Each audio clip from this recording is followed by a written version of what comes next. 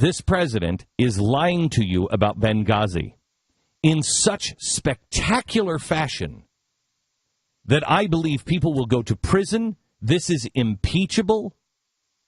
The president might go to prison for this one. What is happening with Benghazi is so far beyond lying. It is staggering.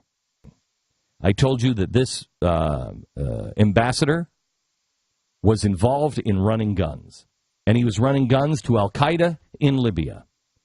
And he was running guns through Turkey into Syria. And whether it was a deal that went bad, I don't know. But that's what happened. And the White House knew. And as everyone else is still arguing about whether it was the videotape or not, we have been furthering the story. Today, we have evidence that is staggering. We now have a memo posted from the Blaze. We now have a memo to the White House 2 hours after the attacks began. At 1 o'clock or 12:54 in the afternoon on September 11th, the White House was warned that there was somebody watching the Benghazi safe house. So you know, do not let any member of the press get away with calling this a embassy safe house. It is not. It was a CIA safe house. Now, why, in the most dangerous place, in one of the most dangerous parts of the world, on September 11th, when the ambassador knows he's under attack, the documents now show he wrote the night before and said, "Help me, there's trouble." Why would he be at a CIA safe house? What was he doing there? He was having dinner with the General Council of Turkey. Turkey fancies itself the head of the caliphate. The Turkish ambassador and Barack Obama, it has been widely reported that that's really his only real friend in foreign policy. That is the guy he called first when he won the presidency. Not England, not Israel, but the Turkish ambassador. This guy's a Sharia law guy. Why was the General Council of Turkey meeting with our ambassador at a CIA safe house on September 11th? And here's where it gets strange. At 12:54, the White House, in emails to the Situation Room, the White House is alerted there are people watching our safe house. The ambassador and the Turkish General Council are in the safe house having dinner. And there are people watching the exits. That's what the memo says. They're watching the exits. One guy says, "I don't know if we're going to get out of here alive." So we know that they know inside this is serious. We don't know if we'll get out of this one alive. An hour after that, the Turkish ambassador leaves through the front door and the front gate, unmolested. Now you tell me, why was the Turkish ambassador there, or the Turkish General Counsel there? Why was he there? Why were they having dinner? Why was it so important on September 11th to go to the most dangerous city, to a CIA safe house? An hour after he leaves, the fight begins. We now know that the White House sent a drone. Somebody, the military, somebody sent a drone. So there was a live video feed of what was going on. They're watching it in the State Department. They're watching it at the Pentagon. They're watching it at Langley, and they're watching it in the Situation Room. At 5 o'clock in the afternoon, Leon Panetta has a meeting with the President of the United States. The first email comes at 4:05. So the Secretary of Defense arrives at the White House to have a meeting with the President 55 minutes after the Situation Room and everybody else gets an email saying, Libya, the safe house, is under attack. That's 3 hours after the president got the first warning that somebody was watching the safe house. So they all know that something's going down there. At 4:05, first email comes in, says we're under attack. Leon Panetta arrives at the White House at 5 o'clock for a meeting with the president, the vice president, in the Oval Office.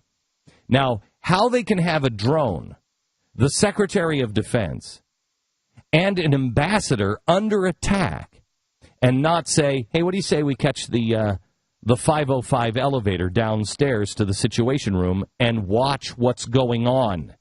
Let's get briefed in the Situation Room and find out what's going on. They have all of the information there. 4:54 Washington time. There's another report to the Situation Room. The embassy in Tripoli has reported that firing at the U.S. diplomatic mission in Benghazi has stopped and the compound had been cleared. Said the response team was at the site attempting to locate missing personnel. At 6:07 that night, to the Situation Room, attack update number 2. Ansar al-Sharia claims responsibility for the Benghazi attack. Ansar al-Sharia is the group that we were dealing with in Libya, giving them guns. This is why the White House covered, because our ambassador was killed by a guy we were running guns to, and we are still running guns today.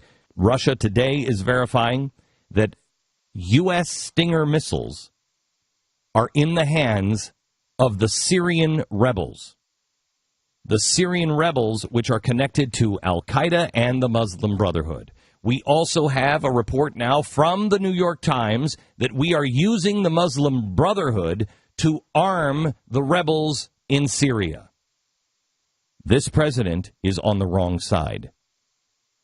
It is so crystal clear. You can, at this point, you can begin to make a case for treason. But let's just take it one step at a time. The President of the United States of America, the Secretary of Defense, the Secretary of State have all lied to you. They have lied to you and said this might be a video. We don't have all the information. The information is still sketchy. It's confusing. No, we now have the documents. We now have the documents that came into the Situation Room saying there's an attack, they're watching. Then we have the documents that we have a live video feed in the Situation Room so they could see that there was no protest. Then there are the documents, and there's now 13. With this new one, there's now 13 different documents saying it's a terrorist attack, and here's the group that's doing it. And they lied to you. Why would they lie to you? Why would they do that? You need to hear. Who was on protective detail? This is so important. Who were the guys that were standing next to the ambassador? Who were they? What were they doing in the area of Benghazi? Why did they spontaneous crowds have RPGs and laser-accurate mortar fire? That doesn't make sense. Are you walking down the street and you're like, hey, what are we going to do tonight? I don't know, but I brought my RPG. Why was the most important person there, the ambassador, left for dead while everybody else made it out? Who is this ambassador? He travels with 2 or 3 security people. We were told first that they were Marines. Now we find out that they're Navy SEALs. But when we did our investigation into one of them, we found an interview that one of them gave just before his death. And he said he was, quote, on an intelligence mission, do we have this? On an intelligence mission to round up dangerous weapons in the war-torn nation. Okay, protective details, that's not what they do. They don't go looking for shoulder-fired surface-to-air missiles. They don't go in and try to find Libyan extremists. They don't do that. They are to protect the ambassador. Who does that is a former Navy SEAL who's now on a CIA mission. Now, this isn't stated in that interview, but it can clearly be inferred that they are rounding up any old weapons, not any old weapons that we provided. Remember, it was just last year that the Obama administration declared it would help the rebel forces in Libya, and somebody brokered a deal in Benghazi to give them the weapons. Obama himself was considering supplying them with weapons. Here he is. Are you ruling out U.S. military hardware assistance? I'm not ruling it out, but I'm also not ruling it in. We're still making an assessment. They ruled it in. Obama ended up giving Libyan rebels aid, $25 million in aid, but of course it came with a strict, hey, don't go buying bad weapons with this, guys. It's just for food. I'm sure it has a sticky note on it. We've reported before that the Libyan rebels, we took them seriously. The White House didn't, and I remember saying for a long time, we are arming al-Qaeda. It wasn't long after that reports surfaced that we may be on the same side as al-Qaeda, who wanted to get rid of Gaddafi just as badly, apparently, as we did. The Libyan rebel leader said that he had many members of al-Qaeda fighting on the front lines with him. We reported this to you. The rebel leader admitted that he himself fought against the United States in Afghanistan before being captured in 2002. We had him in custody, and then we released him. So we know these people are not our friends, and history has taught us this. Yet we are told to believe that Ambassador Stevens, in a story in the New York Times, just loved and had a heart for the regular Libyan people. He was a regular guy. You know, okay, at times, according to the story, he snuck into war-torn countries on cargo ships in the middle of the night, you know. And he also goes into really bad areas at night, riding around in non-armored cars with CIA agents. Oh, and he was a teacher in the mountains of Morocco who traveled around, you know, Europe an awful lot. Boy, that sure sounds like your average pencil pusher diplomat, doesn't it? CIA is what it sounds like to me. And the security guys. Well, let me say that I have a couple of guys on my detail that have worked for the State Department before. And when I said, hey, did you guys, what about the finding weapons and stuff? They thought I was crazy. They said, that's not what you do if you're on a security detail. Yeah. But what if I told you the guy who did it said that's what he did, and he was, you know, guarding? They all stopped and looked and said, wait. This is what the CIA operatives do. So let me draw another hypothesis. Stevens is not just your kindly, friendly neighborhood ambassador. He was the CIA weapons dealer in the region. He, I believe, probably was the guy that helped make that deal. Now, that may not be right, but it is certainly more plausible than, oh, he just got caught up. He wanted to go shake the hands of children in a really dangerous area in the middle of the night. And he didn't know that people watched a crappily edited, non-watched YouTube video, and it just erupted. Really? The 9/11 thing, it was just a coincidence. Okay, so here we are going up to an election, and the Middle East is starting to melt down, and the U.S. government is needing to look into the missiles, because they don't want any missiles. Where did all those missiles go? Got to find out who has them, because God forbid we find out who supplied them to the terrorists. So these guys go and they find a cache of surface-to-air missiles. Maybe, I don't know what happens. Maybe they have to meet, and they say, no, we meet with the guy who made the deal. These are the same missiles that we would supply during the revolution to take out the aircraft of Gaddafi. The agents are forced to call in the ambassador, our CIA weapons dealer, and he flies in on short notice. He gets into an unmarked, unarmored car to not draw attention, and he goes to meet with them. Somehow or another, the meeting or something along the way goes south, and they have to take him to the closest safe house, which ends up being a poorly secured consulate building that is brand new, with bars on the window. It's nothing more than a rental house. This is when Sean Smith sends out the message. He doesn't call the White House or the State Department because he's not a State Department guy. He has to send a message. So what does he do? He then goes online to the gaming community.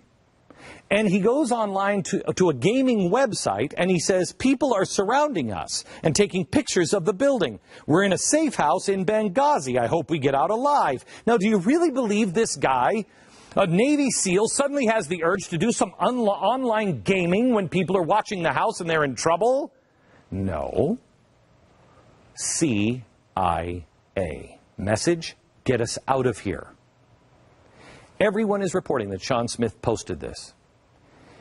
His warning makes it painfully obvious that attacks were planned, not to mention the powerful and precise nature of the attacks. So, which scenario do you think is more plausible? That a YouTube video with only 40,000 views, which was much lower than that. That 40,000 views, that's after the attack on 9/11. That caused this spontaneous attack? Or the bad guys in Benghazi followed the ambassador in, were going to kill him and the CIA agents, and then to draw them out, they watched the exits and waited, and then called their other buddies and say, go do a protest. Got to get that, got to smoke them out, as George Bush used to say. No, it's much more likely than a spontaneous ragtag protesters pulling off a high-level power assault. Will the media press the Obama administration on the mission to recover weapons in Libya? I mean, can you imagine a scandal that if it were to come out that Obama supplied the terrorists, our enemies, with weapons to attack and kill our own embassy and ambassador? Can you imagine if it would come out that our State Department would actually negotiate with Egypt after a terrorist attack to release the blind sheik? Will the media, the press the Obama administration on what appears to be a blatant cover-up? What are they covering? Or will they allow it to slide? Probably the Libya part's going to have to just continue to imagine it. And I mean, unless someone in the mainstream media finds, oh, I don't know, a spine and a desire for the truth. Right now, they don't have it.